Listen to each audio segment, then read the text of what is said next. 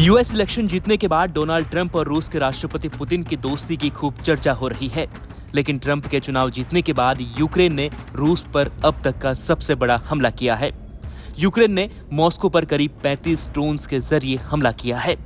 Ukraine ने रूस के जिस शहर पर हमला किया वहां करीब 1 करोड़ से ज्यादा लोग रहते हैं। इस बार यूक्रेन का प्लान रूस के घातक हथियारों को खत्म करना था, तभी तो उसने रूस के हथियार डिपो को निशाना बनाया।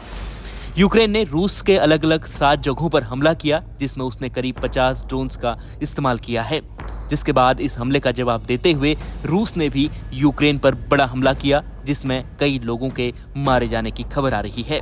वहीं दूसरी तरफ अमेरिकी राष्ट्रपति चुनाव जीतने के बाद ट्रंप को लेकर कहा जा रहा है कि वह इन दोनों देशों के बीच जंग को रुकवा सकते हैं। ऐसा इसलिए क्योंकि ट्रंप ने चुनाव प्रचार के दौरान दावा किया था कि वे राष्ट्रपति बनने के 24 घंटों के भीतर ही रूस यूक्रेन युद्ध को रुकवा देंगे।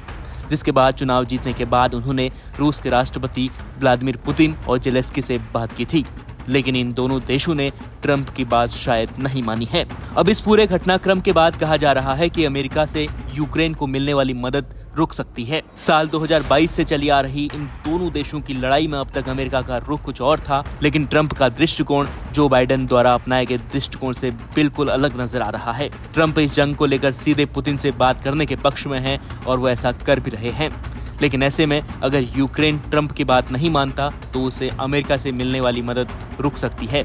ऐसा होने पर यूक्रेन कभी भी रूस का मुकाबला सीधे तौर पर नहीं कर पाएगा। News report इंडिया.com।